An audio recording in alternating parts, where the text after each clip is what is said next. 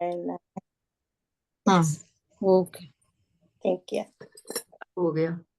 Okay, अब शुरू कर हाँ लेते हैं, ठीक है। ठीक है। बिगनिंग वाला बोल दीजिए पहले। सकल सुमंगलदायक रघुनायक गुणगान सादर सुनहिते तरहि भव सिंधु बिना जल जान सियावर रामचंद्र की जय। ठीक है। सीताराम चरण रति मोरे अनुदिन बढ़ावन। अनुग्रह तोरे। कोई बात नहीं। तो हम 22 वो के नीचे, मैंने 22 लिखा है, आई थिंक 21 के नीचे से पढ़ना है। ठीक है, कोई बात नहीं। तो आज हम जो यहाँ से शुरू करेंगे, बहुत दिनों के बाद शुरू कर रहे हैं ना, तो बता दूं कि आज देखने को तो 3 पेज लग रहा है, ऐसा लग रहा है कि थोड़े से दो ही हैं, but I might go 10 minute above और इट माइट हैपन 9 बजे, हरी इच्छा, भगवान जो चाहेंगे, क्योंकि थोड़ा सा मीनिंग डीप है इसमें। ठीक है, बहुत सारे हम श्लोका देखेंगे कि भगवत गीता के साथ कैसे मिल रहे हैं। एंड कोई जल्दी तो है नहीं ना, भगवान का नाम लेना है तो आराम से चलेंगे। एंड तो अब हम कहाँ पहुंच गए हैं? अब हम देखेंगे कि अब सुग्रीव जी ने आके क्षमा मांग ली थी ना, अब फिर सारे बानर इकट्ठे किए हैं, सब पहुंच के राम जी के पास पहुंच गए अब सब लोग। अब राम जी बताएंगे आगे क्या करना है, एंड राम जी सुग्रीव को बोलेंगे, एंड सुग्रीव फिर आगे अपने जो उसके सैनिक है उन सबको बोलेगा, क्योंकि बानर तो सारे अंदर सुग्रीव है ना, तो उनका राजा तो सुग्रीव है। तो हम देखेंगे कि अब ये कैसे एंड क्या होता है। ठीक है, एक सेकेंड में, है ना, ये दरवाजा बंद कर। सुनो सुनो सुनो।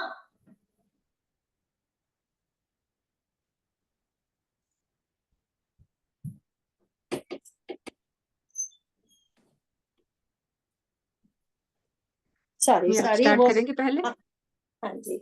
तो आपको आवाजें तो नहीं आ रही ना? अंकल ने पता नहीं कहाँ वो वैक्यूम शुरू कर दिया है, और मैं इसलिए, आपको नहीं तो नहीं नहीं आवाज आ आवाज रही? नहीं।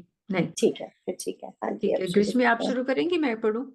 हम्म, अब शिव जी कहते हैं, हे उमा, वानरों की वह सेना मैंने देखी थी, उसकी जो गिनती करना चाहे वह महान मूर्ख है। सब वानर आकर श्री राम जी के चरणों में मस्तक नवाते हैं और सौंदर्य माधुर्य निधि श्री मुख के दर्शन करके कृतार्थ होते हैं। सेना में एक भी वानर ऐसा नहीं था जिससे श्री राम जी ने कुशल ना पूछी हो। प्रभु के लिए यह कोई बड़ी बात नहीं है, क्योंकि रघुनाथ जी विश्व रूप तथा सर्वव्यापक हैं, अर्थात सारे रूपों और सब स्थानों में हैं। आज्ञा पाकर सब जहां तहां खड़े हो गए। तब सुग्रीव ने सबको समझाकर कहा कि हे वानरों के समूह, ये श्री रामचंद्र जी का कार्य है और मेरा निहोरा अनुरोध है।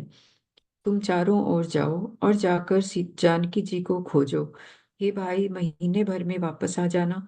जो महीने भर की अवधि बिताकर बिना पता लगाए ही लौट आएगा, उसे मेरे द्वारा मरवाते ही बनेगा, अर्थात मुझे उसका वध करना ही पड़ेगा। सुग्रीव के वचन सुनते ही सब वानर तुरंत जहां तहां भिन्न भिन्न दिशाओं में चल दिए। तब सुग्रीव ने अंगद, नल, हनुमान आदि प्रधान प्रधान योद्धाओं को बुलाया और कहा। हाँ जी, हम देखते हैं कि सारे बानर योद्धा आ गए भगवान जी के पास। तो देखो यहाँ कितना सुंदर है, भगवान शिव कथा सुना रहे हैं ना माँ उमा को। तो वो बोलते हैं, उमा मैंने वो बानरों की सेना देखी। बोले इमेजिन कीजिए कितने ही करोड़ों अन करोड़ों बानर होंगे। तो बोले कि वो मूर्ख होगा जो जो उनकी गिनती करना चाहेगा। तो ऐसा बोला जाता है कि कभी कोशिश की गई थी गिनती करने की, जैसे रो में बिठाते हैं, by the time you come to the second row, कोई उछल के उधर चला जाता, कोई उछल के उधर चला जाता। तो बानरों में तो चंचलता होती है ना, तो उनको गिनती कैसे होगी उनकी? तो इसीलिए वो कहते हैं कि मैंने वो मूर्ख होगा यो, क्योंकि ऐसा क्वेश्चन आ सकता है, अच्छा तो फिर बानरों की सेना थी, कितने बानर थे, कितने भालू थे? कोई कोई कहीं कहीं तो लिखा भी है कि इतने इतने बानर थे, इतने भालू थे, इतना ये था। पर भगवान स्वयं कहते हैं उनकी गिनती नहीं हो सकती। तो कहते हैं सब आके राम जी के चरणों में अपना मस्तक निभाते हैं और कृतार्थ होते जाते हैं। नेचुरली देखो उनकी, जब हम देखते हैं, जब हम कहते हैं ना कि तुम्हें मनुष्य योनि ही सबसे बड़ी बेहतर योनि है, बट इमेजिन कीजिए कि राम काज के लिए अवतार लेना है, तो सारी योनियां अच्छी हैं, है ना? अगर तो बानर योनि भी अच्छी है। वो देखो, वो बानरों ने भगवान की सहायता की, एंड भगवान भी कहते हैं कि सारा श्रेय बानरों को देते हैं कि अरे इनकी वजह से मैं जीत पाया रावण को, है ना। तो सो जब जहां, तभी तो हनुमान चालीसा में तुलसीदास जी कहते हैं ना, जहां जन्म हरि भक्त का हो, कोई भी मेरा जन्म हो। उन्होंने ये नहीं कहा कि मनुष्य जन्म में मैं जब आऊं तो हरि भक्त, नहीं, कोई भी जन्म कहीं भी हो, तो बस एक ही इच्छा है, हरि भक्त का हो, हरि भक्त बनो, है ना। तो फिर काहे का क्या बन रहे हैं, काहे को चिंता करनी है ना, कि अरे अगला जन्म मेरा क्या होगा, राइट। तो ऐसे कहते हैं कि सेना में ऐसा एक भी बानर नहीं जिससे श्री राम जी ने कुशल ना पूछी हो। अब देखो, बीच बीच में वो ऐश्वर्य भगवान जी का दिखाया गया है। ऐसा कभी हो सकता है एक बंदा एक एक क्षण में, जहां पे करोड़ों बानर जिनकी गिनती भी नहीं की जा सकती, नॉट ओनली बानर भी हैं, तरह तरह के भालू भी हैं, तो उनको भगवान जी एक ही क्षण में मिल लिए और उनको लगा भगवान हमें मिले हैं। तो ये भगवान की प्रभुता है ना। तो सबको ऐसे, तभी तो इनको बार बार हमारे तुलसीदास जी खरारी कहते हैं कि भगवान में ही वो क्षमता है कि हमें राम में बना देंगे, कि ना तो ऐसे लगेगा कि हर कोई हमारे सामने, राम हमारे सामने हमेशा खड़े हैं और दूसरों को भी राम हम में दिखेंगे। तो यहाँ देखते हैं कि भगवान कैसे एक ही क्षण में सबको मिल लिए, है ना, सब में वो उत्साह डाल दिया, सब में वो बल डाल दिया। तो कहते हैं सेना में एक भी बानर ऐसा नहीं था जिससे राम जी ने कुशल ना पूछी हो। How beautiful, right. तो कहते हैं क्योंकि श्री रघुनाथ जी विश्व रूप तथा सर्व व्यापक है, सारे रूपों और सब स्थानों में है, जगह जगह पे ये बात है, खाली अंदर हमें ये बैठ जाए किसी तरीके से, है ना। तो फिर आगे कहते हैं जनक सुत, अब क्या, अब इनको देखो, इनको ऑर्डर कर, अब राम जी तो पहले से ही कह चुके हैं ना कि सुग्रीव को कि अब तुम तो आगे का कार्य करो। अब हमने बोला था कि Sugriva is the boss of that बानरा, राइट। तो सुग्रीव ही ऑर्डर देंगे ना, भगवान कभी आके आगे आके हुक्म नहीं चलाएंगे उनके ऊपर। तो फिर वो क्या कहते हैं, अब वो कहते हैं, सबको बोलते हैं कि जाओ माता सीता जी की खोज करनी है, एंड माता सीता की खोज करनी है। पर बोले 1 महीना, 1 महीना तुम्हें दूंगा, महीने में वापस आ जाओ, चाहे तुम्हें माता मिले या नहीं मिले, नहीं मिले तो भी आ जाओ, कोई फर्क नहीं पड़ता, पर ऐसा ना हो कि तुम मटर गश्ती करते करते कहीं के कहीं पहुंच जाओ, ना तुम वापस आके हमें बताया कि देखो हमने खोजा, यहाँ यहाँ खोजा लेकिन मिले नहीं, और फिर तुम अपनी मस्ती में इधर उधर घूमते फिरते सैर सपाटे में निकल गए। क्योंकि होता है ना, कहीं से कुछ और आगे देखा, कहीं से कुछ और आगे देखा, तो एक अवधि दी उन्होंने कि इतने समय के बीच आ जाओ, अगर लौटोगे ही नहीं वापस तो फिर मैं तुमको मरवा दूंगा या मार दूंगा, है ना। क्योंकि राजा है ना, उसको तो हर तरह से काम लेना पड़ता है, साम दान दंड भेद, हर तरह से काम लेना पड़ता है ना। तो भय भी दिखा रहे हैं वो। अब आगे पढ़ते हैं इसके। हे धीर बुद्धि और चतुर नील, अंगद, जामवान और हनुमान, तुम सब श्रेष्ठ योद्धा मिलकर दक्षिण दिशा को जाओ और सब किसी से सीता जी का पता पूछना। मन, वचन तथा कर्म से उसी का, सीता जी का पता लगाने का उपाय सोचना। श्री रामचंद्र जी का कार्य संपन्न सफल करना। सूर्य को पीठ से और अग्नि को हृदय से सामने से सेवन करना चाहिए, परंतु स्वामी की सेवा तो छल छोड़कर सर्व भाव से मन, वचन, कर्म से करनी चाहिए। माया, विषयों की ममता, आसक्ति को छोड़कर परलोक का सेवन, भगवान के दिव्य धाम की प्राप्ति के लिए भगवत सेवा रूप साधन करना चाहिए, जिससे भव, जन्म मरण से उत्पन्न सारे शोक मिट जाएं। हे भाई, ध्येय धारण करने की यही फल है कि सब कामनाओं को छोड़कर श्री राम जी का भजन ही किया जाए। सद्गुणों को पहचानने वाला गुणवान तथा बड़भागी वही है जो श्री रघुनाथ जी के चरणों का प्रेमी है। आज्ञा मांगकर और चरणों में फिर सिर नवाकर श्री रघुनाथ जी का स्मरण करते हुए सब हर्षित होकर चले। सबके पीछे पवन सुत श्री हनुमान जी ने सिर नवाया। कार्य का विचार करके प्रभु ने उन्हें अपने पास बुलाया। उन्होंने अपने कर कमल से उनके सिर का स्पर्श किया तथा अपना सेवक जानकर उन्हें अपने हाथ की अंगूठी उतार कर दी और कहा, बहुत प्रकार से सीता को समझाना और मेरा बल तथा विरह प्रेम कहकर तुम शीघ्र लौट आना। हनुमान जी ने अपना जन्म सफल समझा और कृपा निधान प्रभु को हृदय में धारण करके वे चले। यद्यपि देवताओं की रक्षा करने वाले प्रभु सब बात जानते हैं, तो भी वे राजनीति की रक्षा कर रहे हैं। नीति की मर्यादा रखने के लिए सीता जी का पता लगाने का जहां तहां वानरों को भेज रहे हैं। सब वानर वन, नदी, तालाब, पर्वत और पर्वतों की कंदराओं में खोजते हुए चले जा रहे हैं। मन श्री राम जी के कार्य में लवलीन है, शरीर तक का प्रेम ममत्व भूल गया है। अब हम देखते हैं कि जब सारे बानर इधर उधर बाकी गए हैं, एक टोली बनाई गई है जिसमें कौन है? तब सुग्रीव ने अंगद, नल, हनुमान आदि प्रधान योद्धाओं की एक टोली बनाई गई। उसमें कौन है? अंगद है, अंगद उनका लीडर बनेंगे। एंड फिर उसमें नल, नील, जामवंती, हनुमान जैसे महान योद्धा हैं।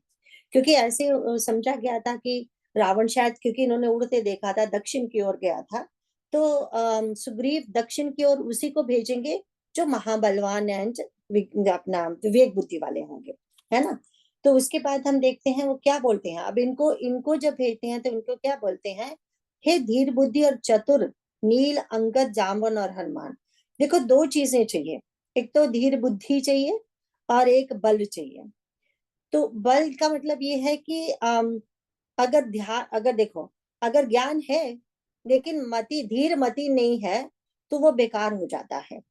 तो मतलब धीर मति का आपको पता है ना कि उस धीर मति किसको कहते हैं? उसमें धीरता भी है ना। 18 चैप्टर में भगवान जी ने बताया कि थोड़ा सा उसमें धीरजपन भी होना चाहिए। यानी कि उत्साह से पहले चढ़ पड़े, हम देखेंगे सब उत्साह से पहले निकल गए। ये लास्ट वाले दोहे में आएगा जो हमने अभी अभी पढ़ा कि वो निकल रहे हैं मन के, उनको तन मन सब कुछ भूल गया, इतने उत्साह से चल रहे हैं, लेकिन कैसे जल्दी भी हो, इसके बाद वो थोड़ा खुश भी होने वाले हैं, है ना। तो इसलिए ये कहा गया है कि ज्ञानी हो पर धीरमति ना हो तो फिर ज्ञान भी किसी काम का नहीं है। तो ये बोल रहे हैं आप जो हैं, जो नल नील हैं, जो अंगद है, जो हनुमान जी हैं, ये सब जामवन, बोले आप सब लोगों में दोनों गुण हैं। आप धीरमति वाले भी हो और आप में बहुत बल भी है, सब कुछ है ना। फिर कहते हैं, अब आगे देखो उनको शिक्षा कैसे देते हैं। कहते हैं मन कर्म वचन सो जगत विचारे, कि मन वचन तथा कर्म से उसी का, सीता जी का पता लगाने का उपाय सोचना। और कोई मन वचन से, मन से, तन से, कर्म से, है ना। सो मन वचन और कर्म, इसी से तो हम ये हमारी कर्म इंद्रियों में आ जाते हैं ना। तो बोले तुम एक ही गोल होना चाहिए तुम्हारा, क्या? माता सीता जी का पता लगाना एंड और श्री रामचंद्र जी का कार्य संपन्न करना, है ना। तो फिर अब कहते हैं एक सीख क्या दे रहे हैं, देखो यहाँ बोल रहे हैं सूर्य को पीठ से और अग्नि को हृदय सामने से सेवन करना चाहिए। अब सेवन करने का दो मतलब होते हैं। सेवन करने का एक मतलब होता है किसी चीज को खाना, पीना, सोख करना, है ना। हम कहते हैं ना आज हमने इस चीज का सेवन किया, ये किसी चीज को खाया है या पिया है या किसी चीज को सोख किया है, उसको वो भी सेवन का एक मतलब ये हो गया। सेवन का दूसरा मतलब होता है सेवा करना, सर्व करना। सो एक है सोख करना किसी चीज को, सोक अप द थिंग, और एक है सर्व द पर्पस। दो मतलब है इसके सेवन करने के। तो उन्होंने क्या बोला कि सूर्य देव जो है, बोले कभी भी देखो, कब का हमारा ज्ञान है, अभी कहते हैं आंखें, सिर्फ हम सुबह सुबह सूर्य को देखते हैं, उगते सूर्य को प्रणाम करते हैं। जब सूर्य अपना आ जाते हैं आकाश में तो बोले आंखों से नहीं देखना उन्हें, है ना, क्योंकि उनकी किरणें इतनी तेज होती हैं, आंखें चंदिया जाती हैं, आंखों की रोशनी के लिए ठीक नहीं है। तो बोले उनको कैसे सेवन करना है, बिकॉज लेकिन सूर्य तो हमें चाहिए, विटामिन डी चाहिए। तो ऑलवेज बोले पीठ करके बैठो, सूर्यदेव को ऐसे सेवन करना है, ऐसे सोकअप करना है उनकी शक्ति को, ठीक है।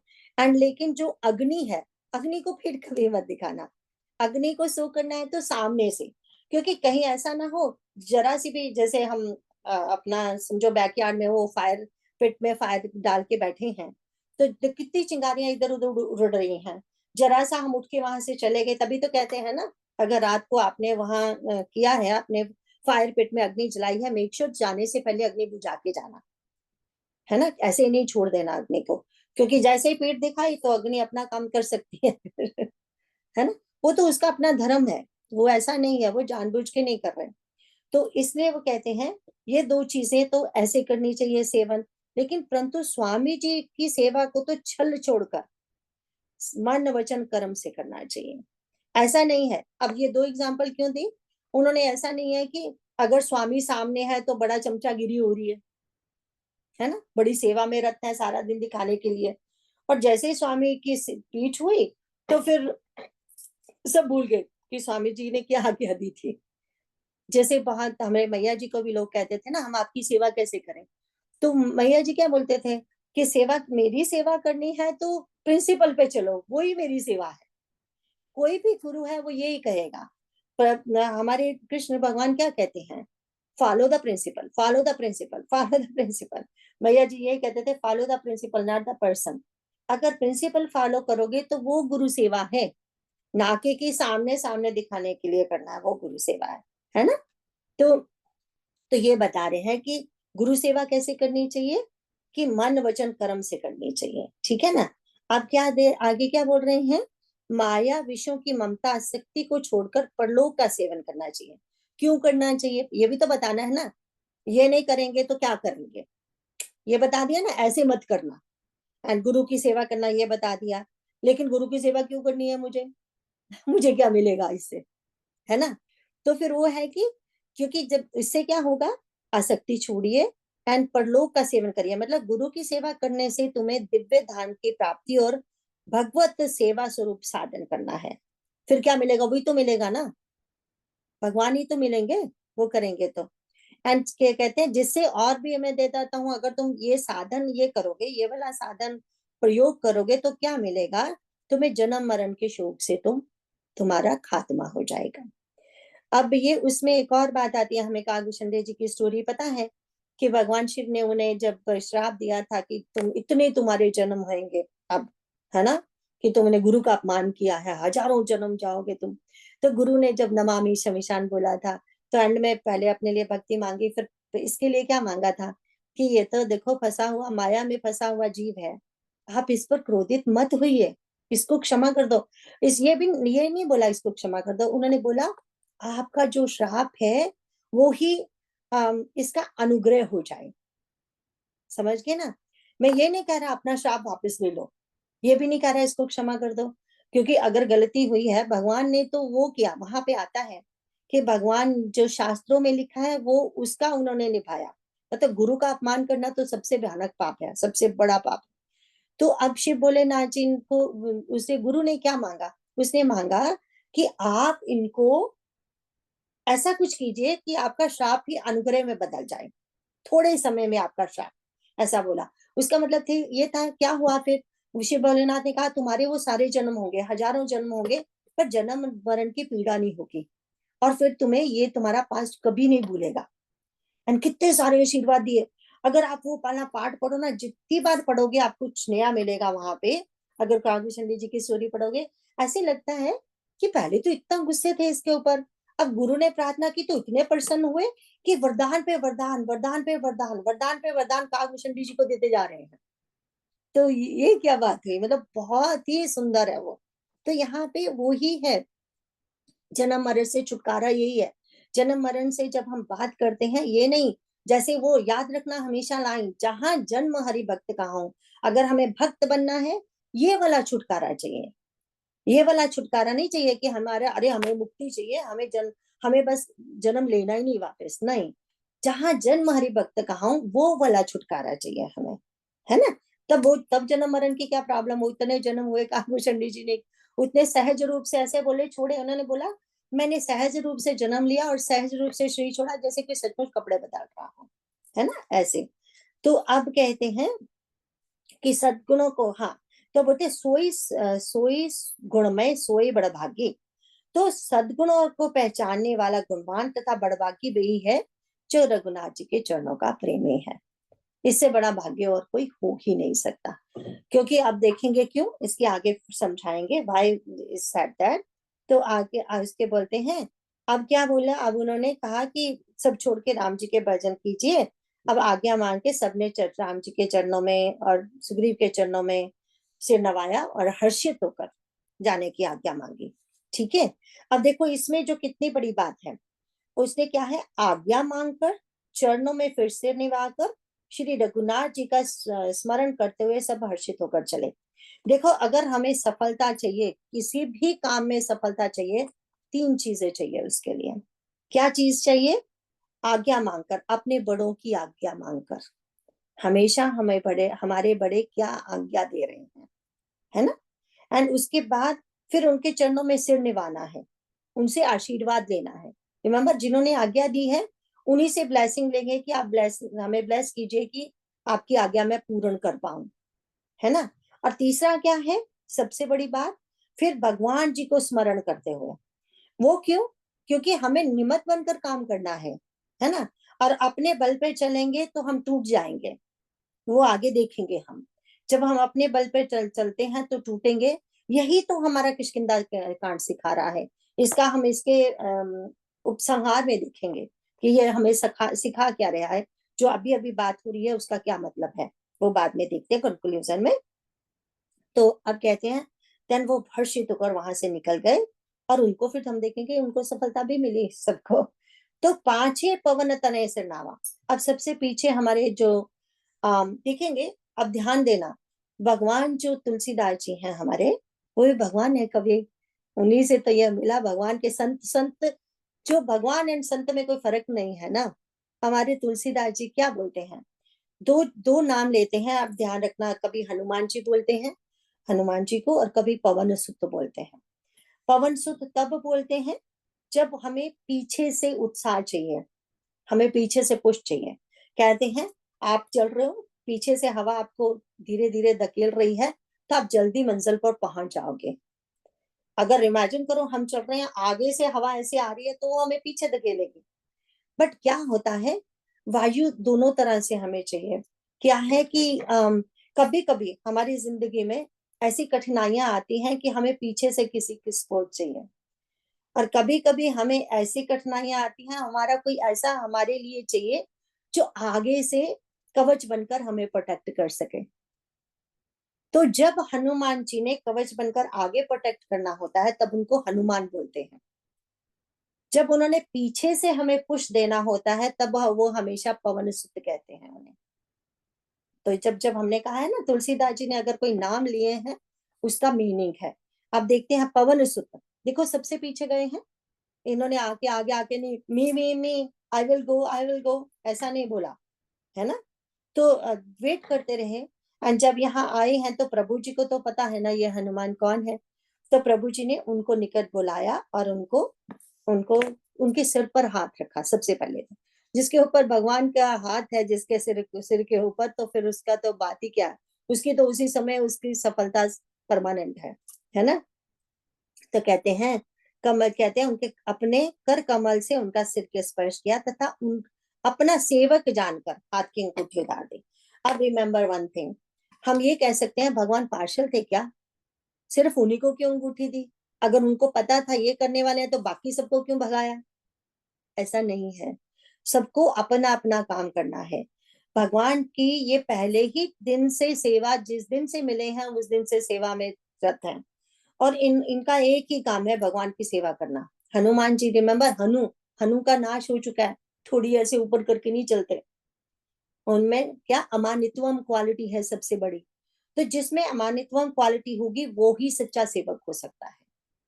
एंड इनको अंगूठी मिलने का सबसे बड़ा कारण यही है कि ये सच्चे सेवक हैं, भगवान पहचान चुके हैं इनको। क्या पहचान चुके हैं? ये सच्चे सेवक हैं। इसका मतलब बाकी सब लोग जो सेवा कर रहे हैं उनका महत्व नहीं। देखो हमारा अपना अपना स्टेटस है ना, वो भी अपनी तरफ से, तो ऐसा हम सोचेंगे हम हनुमान जी जैसे सेवक नहीं तो हम सेवा नहीं करें, हमारे मन में ये आ सकता है ना।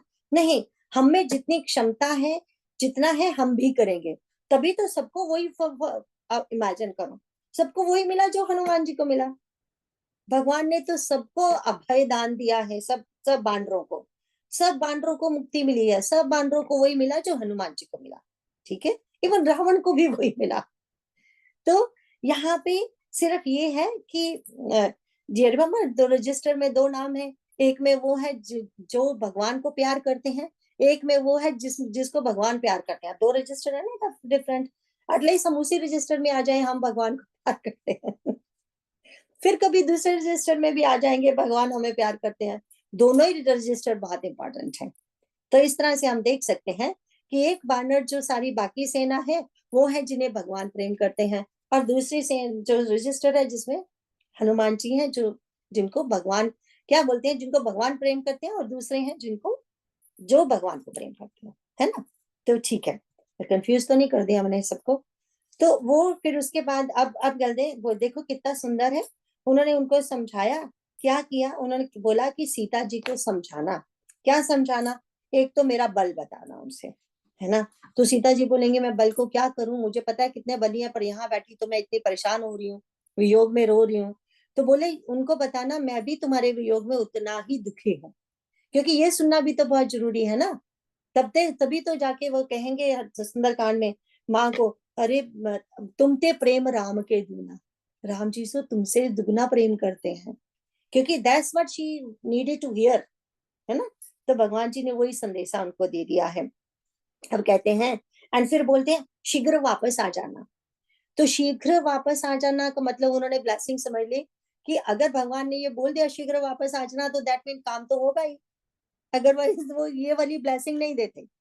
सी वो समझ गए कि मैं निमित्त बनकर जा रहा हूँ, काम भगवान का है, भगवान ही करने वाले हैं, लेकिन निमित्त बन गया हूँ, कितनी अच्छी बात है, इसीलिए तो शीघ्र वापस आऊंगा ना। इस दैट इज द रीजन उन्होंने अपने आप को क्या ना, अपने आप को हनुमान जी ने अपना जन्म सफल समझा। कृपा निधान प्रभु को हृदय में धारण करके वह चले, है ना। कितना इंपॉर्टेंट है। अभी था ना ऊपर 3 चीजें चाहिए, क्या, एक तो आज्ञा मांगनी है, दूसरा चरणों में प्रणाम करना है, तीसरा भगवान को स्मरण करना है ना। तो ये हमारे हनुमान जी ने किया। अब देखो आगे की लाइन, ये राजनीति सिखाती है। रिमेंबर भगवान का पूरा करेक्टर सब कुछ सिखाता है हमें। तो ये क्या है, यद्यपि प्रभु जानत सब बाता, राजनीति राखत सुरत्राता। इसका अर्थ क्या है कि तो सारी सेना यहाँ पे इकट्ठी की गई है, कुछ लोग इधर इधर इधर उधर भागे हैं। भगवान को पता है माता कहाँ है, अब भगवान है तो उनको पता ही है ना। तो लेकिन उन्होंने फिर ये लीला क्यों की, बहुत सारे कारण हैं। अपनी लीला का विस्तार करते जा रहे हैं तभी कथा बनेगी। अगर 2 लाइनों में ही कथा खत्म हो गई तो फिर कथा का रस कैसे आएगा। अगर बैड एंड गुड की लड़ाई ना हो तो भी मजा नहीं आता। कोई भी बहुत अच्छी लव स्टोरी हो, कुछ इसमें है नहीं, तो वो भी इतना मजा नहीं आता जब तक वो विलेन ना कोई आ जाए, फाइट ना हो, टिशू टिशू ना हो, और फिर सच्चाई की जीत हो, है ना, वो हमें अच्छा लगता है। तो यहाँ पे तो भगवान की स्टोरी है, तो भगवान जी की वो एक और जो राजनीतिक बात ये है, देखो किसी से भी, अब यहाँ भी ऐसे ही होता है, even now is the same policy. जो भी एक कंट्री दूसरी कंट्री से जब युद्ध करना होता है ना, तो अपनी सेनाएं इकट्ठी करने शुरू कर देता है।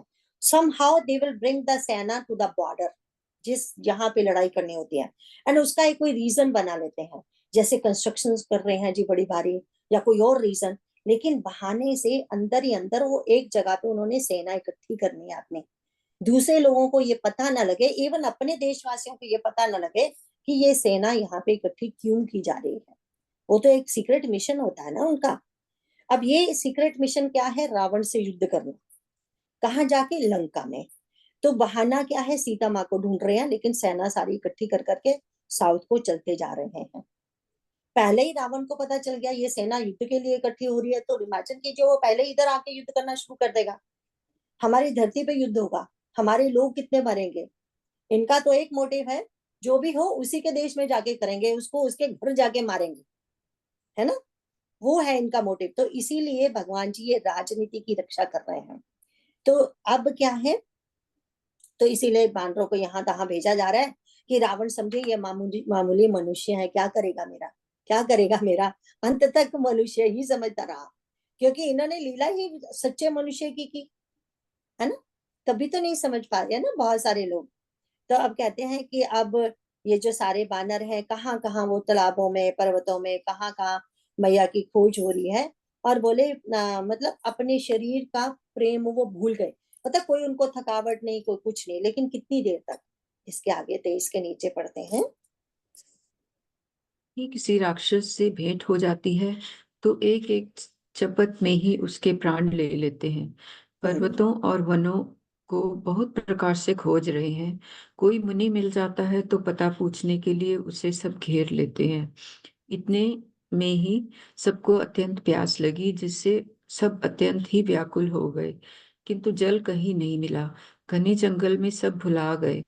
हनुमान जी ने मन में अनुमान किया कि जल पिए बिना सब लोग मरना ही चाहते हैं।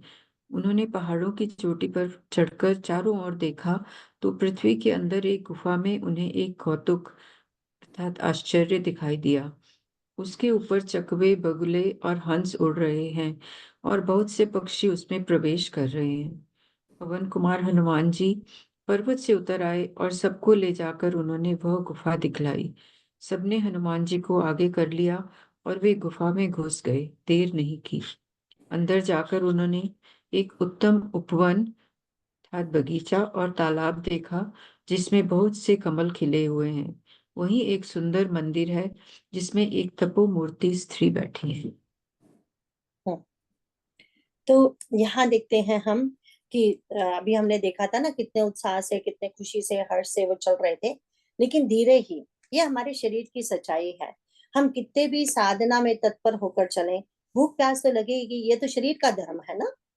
तो शरीर अपना धर्म नहीं छोड़ सकता, तो उनको नेचुरली सूनर और लेटर भूख प्यास तो लगनी थी। अब प्यास से वो मर रहे हैं। पहले, इससे पहले हम देखा कि कहीं कोई राक्षस मिलता है, चांटा मार के पूछते हैं बताओ हमारी सीता मैया कहाँ है। उनको पता नहीं, मारते हैं, थप्पड़ मार ही देते हैं उसको। और कहीं के मुनि, कोई साधु संत भी मिलता है तो उनको भी वही पूछते हैं, आपको पता है माता सीता कहाँ है। लेकिन किसी को कुछ पता नहीं चल रहा। अब कहते हैं कि अब भूख प्यास लगने लगी। अब क्या हुआ, अब सब परेशान हो गए। हनुमान जी ने कहा ये तो प्यासे मर जाएंगे, चलो। हनुमान जी को क्यों नहीं प्यास लगती बताइए? कि प्रभु चरित्र सुनिवे को रसिया, राम लखन सीता मन बसिया। जिसके मन में प्रभु का चरित्र हर समय बसा है ना, रस, तो उसको भूख प्यास नहीं लगती। लेकिन वो भी ऐसा मतलब नहीं कि हनुमान जी खाते पीते नहीं है। वो तो उनमें मोर बल है हमसे, उनमें मोर धैर्य शक्ति है हमसे, है ना।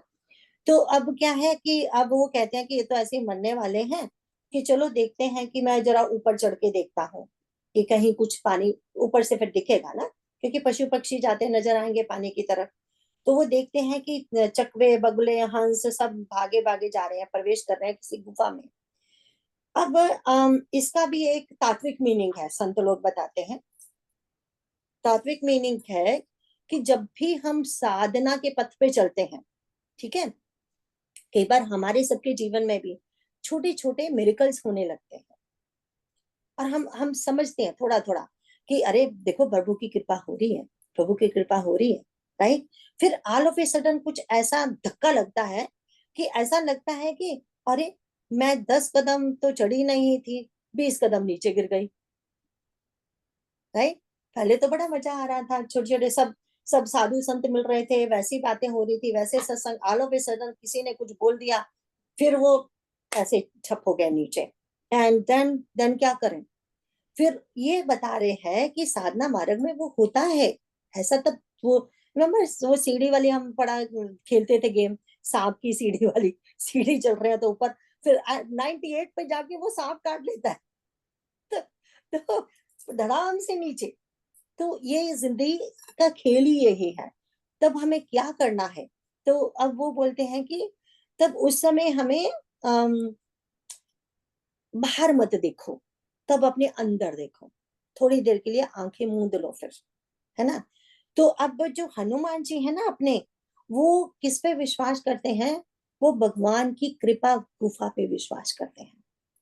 वो देखते हैं कि कितने संत लोग एक हमेशा ध्यान लगा के बैठते हैं, और उन्हीं को, इसीलिए तो ऋषियों को, मुनियों को मंत्र दृष्टा कहते हैं, ऋषियों को, है ना।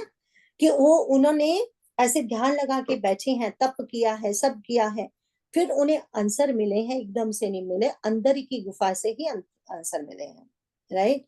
तो कभी कभी हमें अपने अंतर गुफा में जाना पड़ता है। तो हमेशा बाहर मत देखो, बाहर से साधन तो मिलेंगे बाहर से, लेकिन कहीं ना कहीं अंदर फिर विचार करना पड़ेगा। तो अब इनको गुफा नजर आ गई, गुफा में वो जो पक्षी पक्षी दिखाए जा रहे हैं, वो उसका तात्विक मीनिंग यही है कि साधु संत लोग कितनी तपस्या करके उस गुफा में, कृपा की गुफा में घुसते हैं। कृपा की गुफा में हर कोई ऐसे नहीं जा सकता, उसके लिए तो बहुत तप जप नियम वो सब करने पड़ते हैं ना, तभी हमारा कृपा गुफा में प्रवेश होता है, राइट। तो अब जब गुफा आई सामने, तो भगवान जी, क्योंकि अंगद है ना लीडर, अंगद को बोला तो आप चलो आगे, वो गुफा मैंने देख ली, वहां पे पानी होगा। अंगद जी बोले ना ना ना। बोले क्यों? बोले गुफा ने ही तो सारा कुछ बिगाड़ कर दिया हमारे घर में। रिमेम्बर, बाप एंड चाचे की लड़ाई गुफा से ही तो शुरू हुई। अब मैं गुफा में घुस घुस जाऊंगा तो आगे पता नहीं क्या होने वाला है। अभी तक भुगत रहा हूं मैं, मेरे पिता अभी अभी गए हैं ताजे ताजे, मुझे भूले नहीं, है ना। तो अब बोले गुफा में नहीं घुस सकता मैं, बाकी कुछ करो जी, करवा लो। तो हनुमान जी ने बोला कोई बात नहीं, गुफा में मैं घुसूंगा। रिमेम्बर, अब हनुमान यहाँ बोला है, यहाँ पवन सुत नहीं बोला। समझा ना, जो अभी अभी बात की थी मैंने, कि कभी हनुमान कहते हैं कभी पवन सुत। जब सामने से लेना होता है किसी चीज को, तब हनुमान जी आगे होते हैं। जब हमें बढ़ावा देना होता है तो पीछे होते हैं। इसीलिए बोलते हैं हनुमान की पूजा करो। हनुमान जी की पूजा करोगे तो 3 उनके साथ आएंगे, राम सीता लक्ष्मण उनके साथ अपने आप आ जाएंगे। जस्ट हनुमान जी को पकड़ के बैठे रहो, आगे से भी हमारी रक्षा करेंगे, पीछे से भी हमारी रक्षा करेंगे, है ना। तो अब हमारे हनुमान जी कहते हैं कोई बात नहीं, मैं चलता हूँ। ऐसे रामायण में तो ऐसे जिक्र आता है कि हनुमान जी आगे बढ़े, सारे के सारे बानर उनकी पूंछ पकड़ के पीछे पीछे जा रहे हैं। रिमेम्बर, उसकी उनकी पूंछ को जलाना है। रिमेम्बर, क्यों जलाना है? क्योंकि गुरु गुरु की पूंछ को पकड़ के हम पीछे चलते हैं ना, गुरु तत्व है ना हमारे हनुमान जी। तो सब उनके पीछे लगेंगे तो पूंछ जल जाएगी, तो किसको पकड़ेंगे वो पीछे लगने के लिए, है ना। विश्वास खत्म हो जाएगा। तो अब हमारे हनुमान जी को पकड़ के सब लोग पीछे पहुंचते हैं। तो क्या देखा उन्होंने, इतनी सुंदर गुफा है, इतना सुंदर बाग बगीचा, अंदर तो ऐसे लगता है डिफरेंट प्लैनेट इटसेल्फ, जहाँ पे झरने हैं, जहाँ पे पेड़ है, सब कुछ है। इतनी सुंदर गुफा है। उस गुफा में उन्होंने एक तपो मूर्ति बैठी देखी। उस तपो मूर्ति का नाम था स्वयं प्रभा, जो पूजा कर रही है। देखो, और ये बानर भी कितने समझ, वहीं रुक गए, दूर से ही उनको प्रणाम किया, कोई पास में नहीं गए। इसका मतलब कितनी तेजस्वी रही होंगी। अब इमेजिन, सारे जो ले लेते हैं ना, वो सुंदरकांड का एक ही बात, क्या, वो जो शुद्र, क्या, धोल गवान शुद्र पशु नारी। अरे यहाँ तो जामवंत, हनुमान, अंगद, नील, नल है। अब हम देखेंगे इनको कौन रास्ता दिखा रहा है, ये स्वयं प्रभा, एक औरत। भगवान ने किससे पूछा, अब बताओ सीता की खोज कैसे करूं? माँ शबरी से, शूद्र है वो, ये तेजस्वनी है। हर जगह पे एक्चुअली एक औरत सहारा दे रही है इनको। अगर लड़ाई हुई थी तो भी औरत की वजह से, माता कैकेयी ने भेज दिया, माता मंथरा वहां थी, शूर्पणखा वहां थी, है ना। वहां ताड़का ही है, और भी बहुत सारी ऐसी औरतें भी हैं। लेकिन और सारी बहुत सारी अच्छी औरतें भी हैं जो एक्चुअली गाइड कर रही हैं इन्हें। तो रिमेम्बर, एक तो होती है माया, भगवान की 2 तरह की, अविद्या माया एंड विद्या माया। तो ये विद्या माया है, स्वयं प्रभा, स्वयं प्रकाशित, किसी और से प्रकाश नहीं आया। इतनी तेजस्वनी है कि देखो हनुमान, जामवंत है, वो सारे के सारे अंगद जैसे पीछे ऐसे हाथ जोड़ के खड़े हो गए उनको देख के, है ना। आगे बढ़ने की किसी की हिम्मत ही नहीं है। अब उन्होंने जब आंखें खोली तो उन्होंने देखा ये सब कौन है। तो इन्होंने कथा बताई कि हम कौन है, क्यों आए हैं। जब उन्होंने कथा सुनी तो वो बहुत प्रसन्न हुई। वो अपने बताते हैं कि वो कौन है। कहते हैं इसमें तो भगवान जी, तुलसीदास जी ने नहीं बताया ना, क्योंकि तुलसीदास जी का तो मेन मोटिव है राम जी की कथा करना। तो और सोर्सेस से हमें मिलता है कि ये है कौन। तो कहते हैं विश्वकर्मा, जो हमारे विश्वकर्मा जो देवताओं के आर्किटेक्ट हैं, उनकी पुत्री का नाम हेमा था, जो शिव भोलेनाथ की पूजा में बैठी। उन्होंने बहुत ही कठिन साधना की थी, तपस्या की थी। उनकी रक्षा के लिए, उनके काम के लिए, उनकी सहायता के लिए उनकी ये स्वयं प्रभा सहेली सखा हमेशा रहती थी, क्योंकि वो तो तपस्या में रत हैं, तो उनकी जरूरतों को ये पूजा पूरा कर रही हैं। ठीक है। अब जब उनका तो एक दिन आया, वो रियलाइज हो गई, उनको मोक्ष, उनको तो रियलाइज सोल बन गई वो। लेकिन जाने से पहले उन्होंने कहा तुम यहीं पर वेट करो, तुमने मेरी इतनी सेवा की है, ये बेकार में नहीं जाएगी। एक दिन त्रेता युग में जब जब भगवान स्वयं अवतार लेंगे, उनकी मदद के लिए वानर आएंगे सीता माता को ढूंढने। पूरी कहानी उसने सुना दी इनको, राम जी काहे के लिए आने वाले हैं। तब इन्होंने कहा कि उनकी जब तुम सहायता करोगी, फिर राम जी के दर्शन करोगे, तो तुम साक्षात भगवान के तुम्हें दर्शन होंगे, तो तुम्हारी मुक्ति हो जाएगी, है ना। तो वो आशीर्वाद देके गई हैं अपनी फ्रेंड को। तो ये वो है स्वयं प्रभा। ठीक है, अब हम आगे बढ़ते हैं। दूर से ही सबने उसे सिर नवाया। हाँ जी, मैं करूँ? प्लीज। Rajlakshmi, please. यस। दूर से ही सबने उसे सिर नवाया और पूछने पर अपना सब वृत्तांत कह सुनाया। तब उसने कहा, जलपान करो और भांति भांति के रसीले सुंदर फल खाओ। आज्ञा पाकर सबने स्नान किया, मीठे फल खाए और फिर सब उसके पास चले आए। तब उसने अपनी सब कथा कह सुनाई और कहा, मैं अब वहां जाऊंगी जहां श्री रघुनाथ जी हैं। तुम लोग आंखें मूंद लो और गुफा को छोड़कर बाहर जाओ। तुम सीता जी को पा जाओगे। पछताओ नहीं, निराश न हो। आंखें मूंद कर फिर जब आंखें खोली तो सब वीर क्या देखते हैं कि सब समुद्र के तीर पर खड़े हैं और वह स्वयं वहां गई जहां श्री रघुनाथ जी थे। उसने जाकर प्रभु के चरण कमलों में मस्तक नवाया और बहुत प्रकार से विनती की।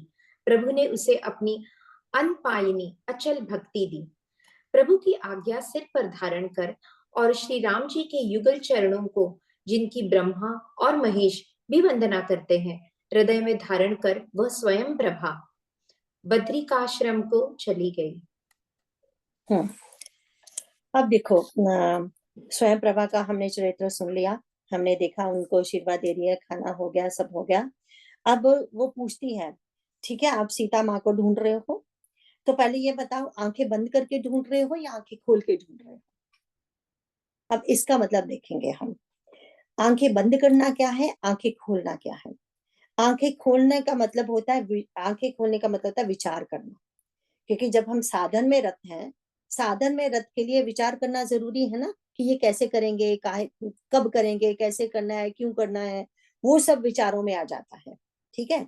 एंड जो सत्य कर्म हम करते हैं, वो सत्य कर्म से हम विचार तो कर रहे हैं, लेकिन एक और चीज अभी जरूरी है।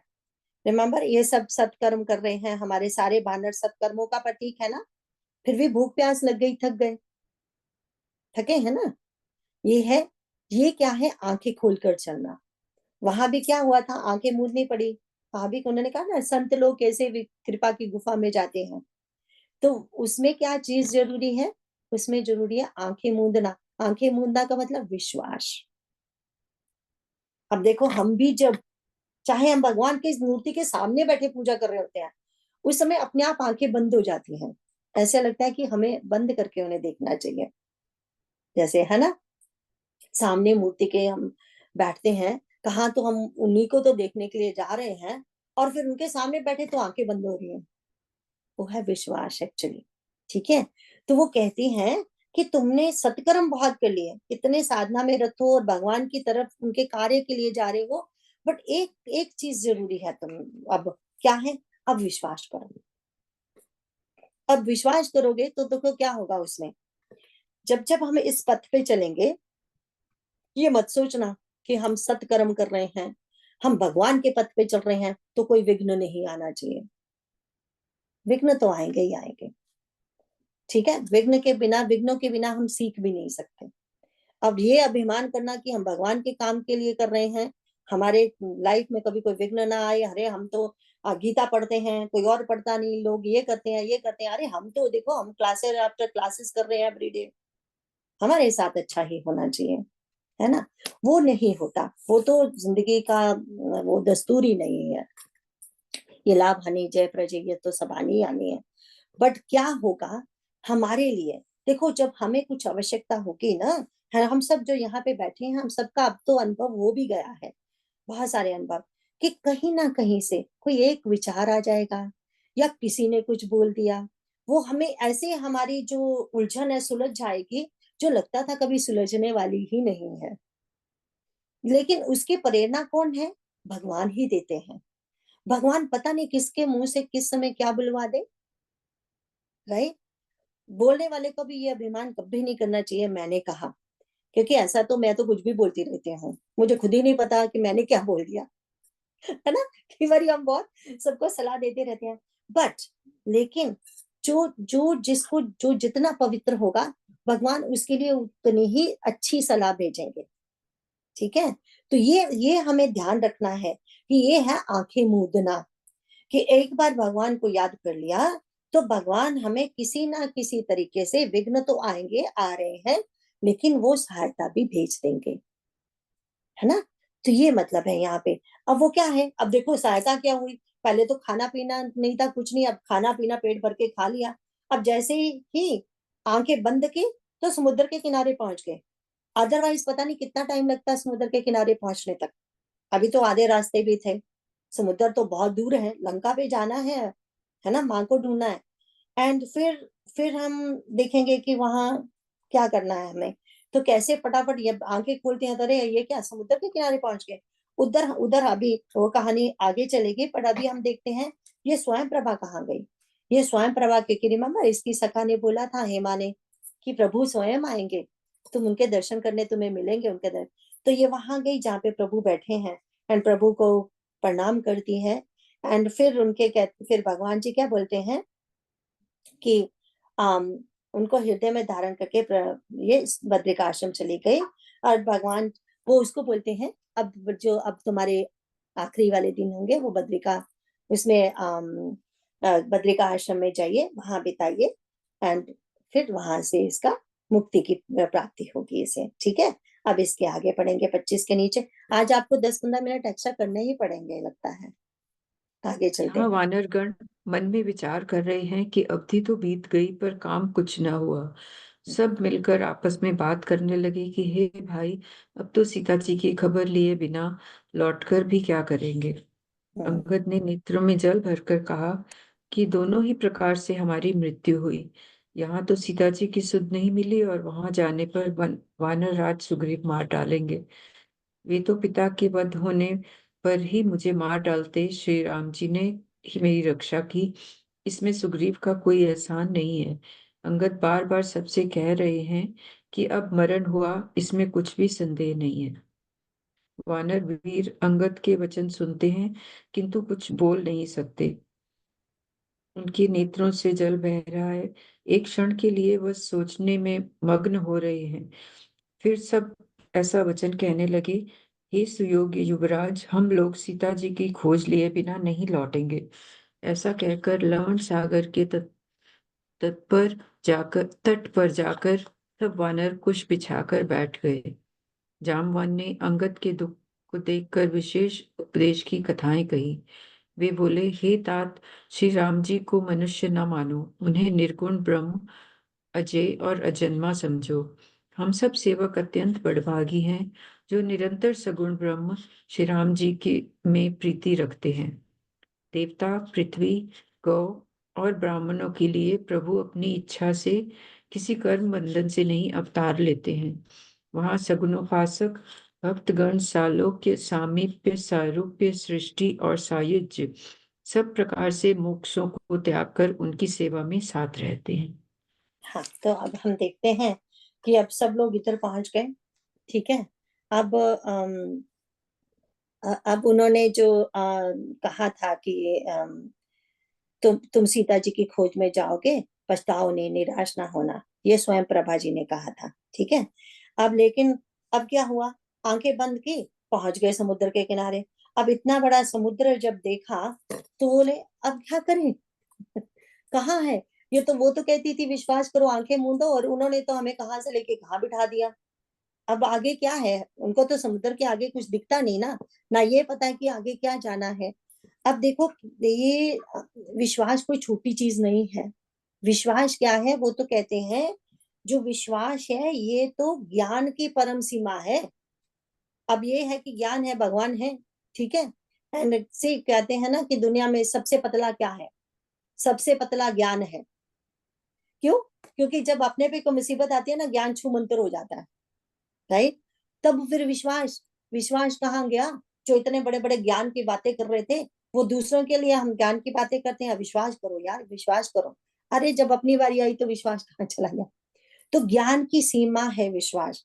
तो अब हम देखते हैं कि अब इधर पहुंचे तो परेशान हो गए, अब क्या करें। अब जो हमारे अंगद हैं, जो लीडर हैं, वो अंगद कह रहे हैं कि अब तो हमारी मृत्यु आई, समझो टाइम हो गया ऑलमोस्ट 1 मंथ, वापस जाएंगे तो मृत्यु होगी। रिमेम्बर उसने कहा था 1 महीने के पहले पहले वापस आ जाओ, मिले या ना मिले। अगर 1 महीना भी लगा दिया, वापस भी नहीं आई, तो मैं मौत के घाट पे उतार दूंगा, राइट। तो बोले वो तो पहले से ही, जो चाचा है मेरा, वो पहले से ही दुश्मन है, क्योंकि मेरे पिता ने उसको इतना तंग किया है। अब ऊपर से मुझे युवराज बना दिया गया, उसका तो होगा कि कब मैं इसको भी मरवा दूं, है ना, क्योंकि दुश्मन है मेरा उसको। क्योंकि अभी देखो अभी नया नया सब कुछ हुआ है ना, अभी अंगद को भगवान जी के ऊपर पूर्ण वो वाला विश्वास नहीं है, ठीक है। क्योंकि मेन तो इस समय अभी उसको वो जो है शत्रुता का जो उसके मन में अभी भाव वो चाचा की तरफ है ना, उसको चाचा की तरफ से भी अभी पूरा आश्वासन नहीं मिला है, ठीक है। अब क्या है, तो बहुत दुखी है, तो बोले कि अब वापस तो नहीं जाएंगे, मरना तो है ही, तो चलो यहाँ बैठ जाओ, अनशन त्याग दो, मर जाएंगे हम। अब जब जामवंत जी को दुखी देखा अंगद ने, तो जामवंत जी ने जब अंगद को दुखी देखा, तो यहाँ लिखा जामवंत अंगद दुख देखी कही कथा उपदेश विशेषी। अब एक विशेष एक उपदेश देंगे, लेकिन क्या विशेष उपदेश देंगे, उसमें कथा सुनाएंगे। कथा क्या सुनाएंगे, विशेष कथा। विशेष कथा नहीं, हमारी कथा नहीं, भगवान की कथा, भगवान के कृपा की कथा, राइट। वो विशेष कथाएं होती हैं जहां जहां भगवान की कृपा की कथाओं का गान गाया जाता है। तो कहते हैं तात राम कहु नर जन मानो, कहते तुम इनको तुम मामूली इंसान मत समझो, ये क्या है, ये तो कहते हैं ना निर्गुण ब्रह्म अजय और अजन्मा समझो। तो ये तो फिर ये मनुष्य बन के क्यों आए हैं, बोले ये मनुष्य बन के आए हैं क्योंकि इन्होंने किसकी अपनी इच्छा से ये लेके आए हैं, क्योंकि इन्होंने हमें पता है ना गो ब्राह्मण संतों की रक्षा के लिए भगवान आए हैं। तो अब कहते हैं हम सेवक अति बड़भागी। देखो ऐसा बोला जाता है शास्त्रों में, जो भाग्यवान कौन है, रिमेम्बर नाउ, ये 3 चीजें याद रखना। भाग्यवान कौन है, जिनमें के अंदर वैराग्य उत्पन्न हो गया, वो है अगर संसार के प्रति हमारे मन में वैराग्य उत्पन्न हो गया, दैट मीन हम भाग्यवान हैं, ठीक है। एंड उसके बाद है जो उसके बाद पहले तो वैराग्य आया, अपने आप ऑटोमेटिकली विवेक आ जाएगा। अब अगर हमारे अंदर विवेक आ गया तो हम बड़ भागी हो गए। रिमेम्बर पहले भाग्यवान थे, अब उससे एक स्टैंडर्ड ऊपर हो गया, अब बड़ भागी हो गए। अब तीसरा क्या है, तीसरा है अब ये वैराग्य भी आ गया, विवेक भी आ गया और भक्त भी बन गए। जब भक्त बन जाते हैं तब अति बड़ भागी। पहले भाग्यवान थे, फिर बड़भागी थे, अब अति बड़भागी हो गए। समझ गए ना कैसे हुए, देखो हम सब सेवक अति बड़भागी। हम सेवक क्यों, क्योंकि निर्गुण, अब देखो अगर कोई निर्गुण है, जन्मा है, सब कुछ है, उसकी ब्रह्म है, उसकी क्या सेवा करनी किसी ने, वो तो है ही नहीं कुछ भी, ना हम है कुछ ना वो कुछ है। तो सेवा तो उसकी की जाती है जो गुणवान हो, है ना, जो सगुण हो, मतलब जो सगुण की। अब वही भगवान जब सगुण बन के आए हैं, हम उनकी सेवा कर रहे हैं, तो हम सबसे बड़े भाग्यवान हैं, है ना। तो बोले तुम चिंता मत करो। तो कहते हैं कि अब देवता पृथ्वी गो और ब्राह्मणों के लिए प्रभु ने अपनी इच्छा से अवतार लिया है। तो कहते जो सेवक होते हैं ना, जो सगुण उपासक, जो सगुण भगवान में सेवा करने वाले होते हैं, वो यही चाहते हैं जहां जन्म हरि भक्त का हो। तो चाहे मैं गाय बनूं, चाहे मैं पेड़ बनूं, जिसके नीचे आके कृष्ण भगवान खड़े होंगे, है ना, वो रेत बन जाऊं जिसके ऊपर भगवान दौड़ेंगे, वो रेत के कण बन जाऊं चाहे। रिमेम्बर हमने कहा था ना, एक बार ब्रह्मा जी के पास कुछ लोग गए, तो उन्होंने बोला कि हमें भी कुछ उसमें स्थान चाहिए गोकुल में। तो उन्होंने कहा it's already assigned, everything is assigned, पेड़ पौधे कितने होंगे, गाय कितनी होगी, वो कितनी होगी। तो वो उन्होंने कुछ संतों ने बोला तो ऐसे करिए, रेत के कण बना दीजिए, है ना, यमुना के किनारे। उसकी तो कोई संख्या नहीं होती, ये तो आप भी बहाना नहीं लगा सकते ब्रह्मा जी। तो वहां क्या है, मेरे प्रभु दौड़ेंगे, है ना, हम उनके पैरों को वो देंगे, रेत रेत के कण कितने सॉफ्ट होते हैं, तो वो पैरों को मसाज, जैसे जब हम तभी कहते हैं ना अब रेत पे चलना है, बीच पे चलना है, तो विदाउट चप्पल चलिए, पैरों नंगे पाँव चलिए, ताकि चुभ सकता है कुछ, इट ऑल डिपेंड्स अगर कैसा है, अब उसमें मत जाना।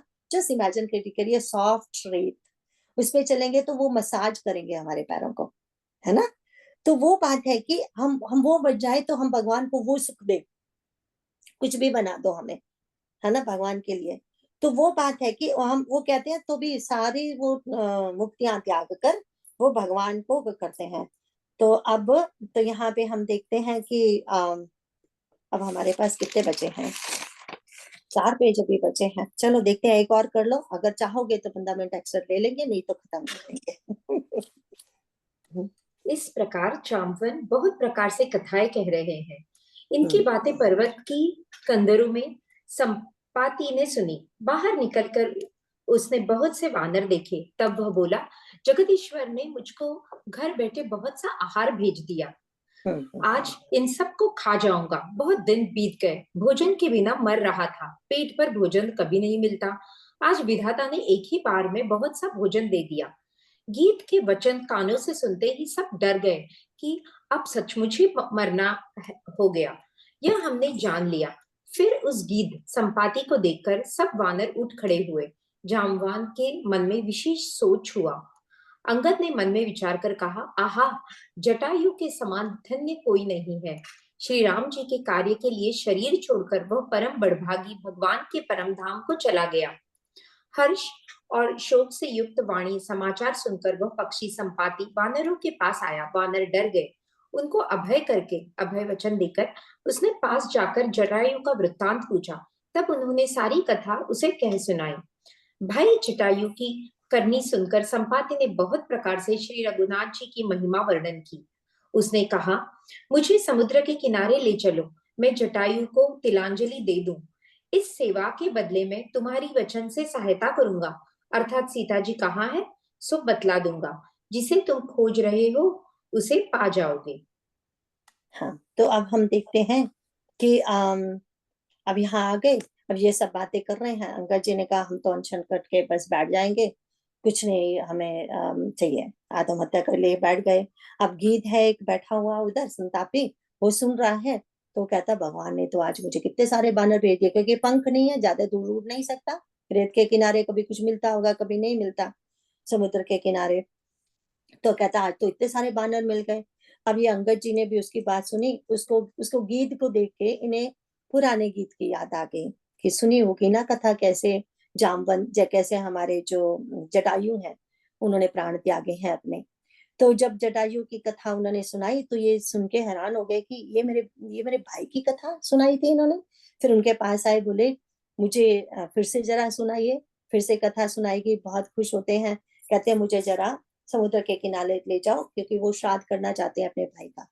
अब इमेजिन कीजिए उस जमाने के उस हम अब क्योंकि कलयुग में है ना, हम ये इमेजिन भी नहीं कर सकते। अगर देखेंगे तो हम देखेंगे बानर भी जनेऊ पहने हुए हैं।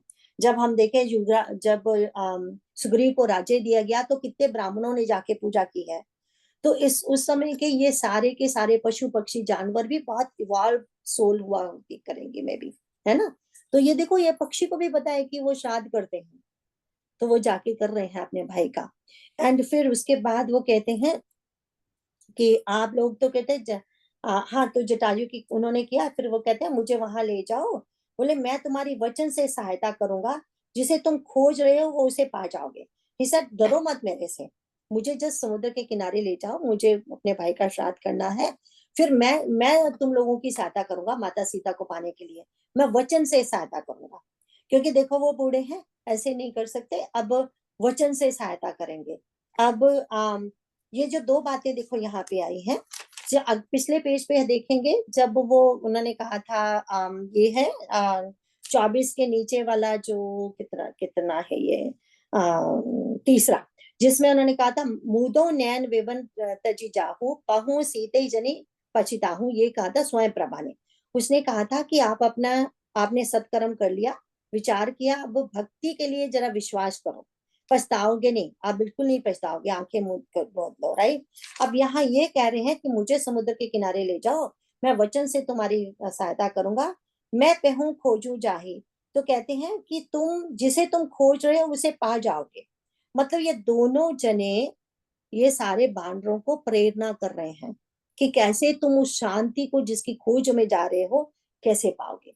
अब यहाँ पे ये है कि 15-20 मिनट भी लग सकते हैं, या तो हमें 15-20 मिनट रुकना पड़ेगा, या हम आज यहीं पे खत्म करके नेक्स्ट टाइम उस पे करेंगे। अब आपको बताना होगा जल्दी से जल्दी, क्योंकि 9:03 तो हो चुके हैं। क्या करें हम, आगे वीक करें या अभी और करेंगे, बताओ।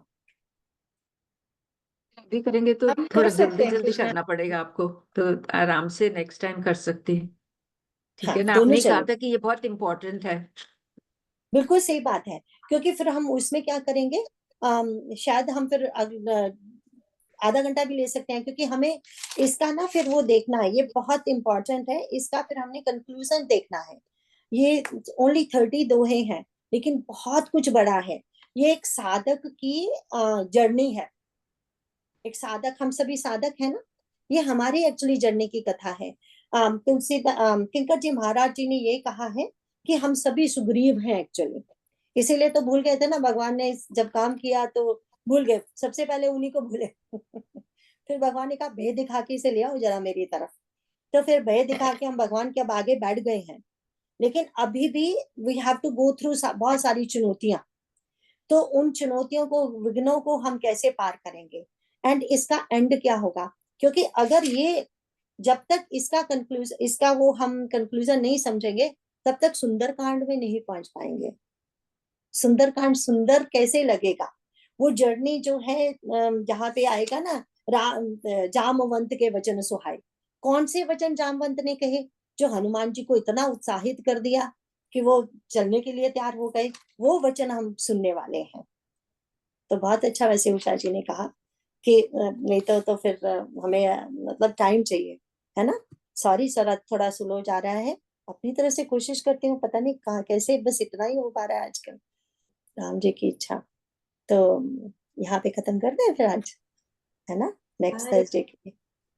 तब लेकिन प्लीज प्लीज प्लीज कोई क्वेश्चन जरूर पूछ लिया करो, तो मुझे भी थोड़ा होमवर्क मिलता है। पहले आखिरी वाला बोलो, फिर क्वेश्चन पूछना।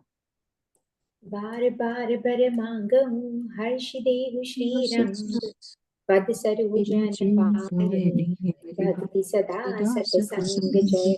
सीता राम चरण रति मोरे अनुदिन बढ़ऊ अनुग्रह तोरे। जय श्री राम। बहुत बहुत धन्यवाद आप सबका। कितने दिनों बाद आपकी वजह से ही होता है मेरा भी पाठ याद। ट्रस्ट मी, आप सब भी की वजह से सत्संग संभव होता है। Any question? कृष्णा जी, ये प्रसंग पहले भी कहीं पे आया है कि बहुत सारे लोग वहां पे जमा हुए, पर और श्री राम जी ने सबकी तरफ देखा, उन सबको लगा कि वो मेरी तरफ ही देख रहे हैं। ये कहाँ पर आया? आप कुछ मुझे याद नहीं आ रहा कि हाँ, कहाँ पे। सभी जगह पे आता है। एक तो शुरू से हर जगह पे आपको मिलेगा, हर कांड में आपको कहीं ना कहीं ये मिल जाएगा। जैसे पिछले कांड में, जो पिछले अरण्य कांड था, वहां जब अगस्त्य मुनि जी के आश्रम में गए, तो अगस्त्य मुनि जी के साथ कितने सारे वो बैठे हुए हैं ना, उनके शिष्य। तो फिर वो बोले कि ऐसे लगा चंद्र बन के वो बैठे हैं, सारे चौकोर की तरह देख रहे हैं प्रभु को। एंड सबको लगा, सब ऋषि मुनियों को लगा कि भगवान सबको मिले हैं एक सेकेंड में। ये एक्चुअली ये वाला जो है वो हर कांड में कहीं ना कहीं तुम्हें मिल जाएगा, सातों कांडों में, कि भगवान मुझे ध्यान आ रहा था। हाँ, नहीं अच्छी बात है ना। तो कितनी अच्छी बात है। जो इसमें जो सबसे इम्पोर्टेंट इस जो किंदा कांड की जो पंक्ति है, वो ये है, राम काज लगी तब अवतारा, जो आगे में हम समझेंगे नेक्स्ट क्लास में। वो मतलब अगर कहीं भी हो, वो महामंत्र है। हम अपनी लाइफ, सारे अपनी अपनी लाइफ जी रहे हैं। कभी कभी तो मुझको ऐसे लगता है कि मैं भी क्या जड़ी बूटियों की तरह ऐसे ही लाइफ जीती जा रही हूँ, जैसे कोई ऐसा नहीं है कि वीड्स का महत्व नहीं है। कभी कभी वीड्स का भी बहुत महत्व होता है। तो क्या क्या एज ए वीड्स की तरह मैं मेरा जीवन है, या इसका कुछ काम है, सचमुच मैं कुछ कर रही हूँ? तो उस समय अगर मन में सचमुच में I'm trying, I'm not there 100%, कि ये आए कि जहां भी मैं बैठी हूँ, जिस स्थिति में भी मैं बैठी हूँ, वो अगर ये मन में 100% आ जाए कि नहीं, मेरा भी जन्म राम काज के कार्य के लिए हुआ है, तब तो जीवन सफल हो जाएगा, बिल्कुल सफल हो जाएगा। बस यही हमने विश्वास करना है कि भगवान ने हमें मनुष्य जन्म दिया है। देखो, शास्त्र हाथ में आ गए, गुरु मिल गए, ये सत्संग मिल गया। क्या मांग रहे हैं तुलसीदास जी? जो अभी हमने क्या मांगा, अभी अभी कहा ना, बार बार वर मांगे हो हर्ष देव श्री रंग, पद सरोजन पायनी भक्ति सदा सत्संग। ये जो हमें सत्संग मिल रहा है रोज क्लासेस के थ्रू, वो हम कर रहे हैं मैया जी की कृपा। तो ये क्या है? ये भगवान की कृपा ही तो है ना। तो ये इससे विश्वास होता है, राम काज लगी तब अवतारा, कि सचमुच हमारा भी जन्म भगवान के कार्य के लिए हुआ है। ऐसी बात नहीं है, ऐसे नहीं फेंक दिया उन्होंने हमें, है ना। इवन दो कभी कभी ऐसे लगता है, बट ट्रू एक और नहीं। बात, बद्रिका आश्रम ओम स्वामी के रेफरेंस में भी उसका आता है, नहीं? वो सेम है बद्रिका आश्रम, नहीं, ये या बस उन्होंने नाम रखा हुआ है? उनके आश्रम का नाम बद्रिका आश्रम है। जहां हाँ, तक मुझे ध्यान है, ये बद्रीनाथ जगह को बद्रिका आश्रम है। अच्छा अच्छा, हाँ। मुझे यही हाँ, ध्यान आ रहा था कि उनकी मैं बुक पढ़ रही थी तो उसमें बद्रिका आश्रम का नाम आता है, तो हाँ, उनके यस, उनके धाम का नाम बद्रिका आश्रम है। बहुत सुंदर है, बहुत बहुत हाँ सुंदर। हाँ। आप तो होके आई हैं। हाँ जी। गीता भी गई नाइस। थी। Yeah, thank you. I also want to go.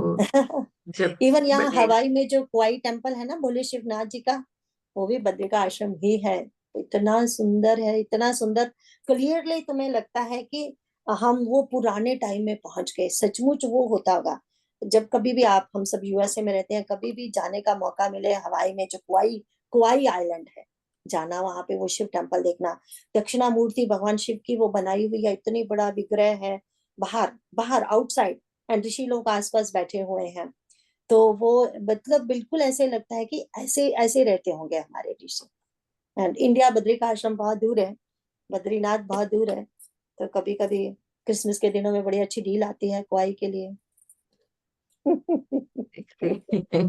जाना चाहिए। चलो, ठीक है, जय माता अच्छा दी। जी, जय जय जय राम। जय श्री राम। जय जय श्री राम। जय श्री जय श्री राम।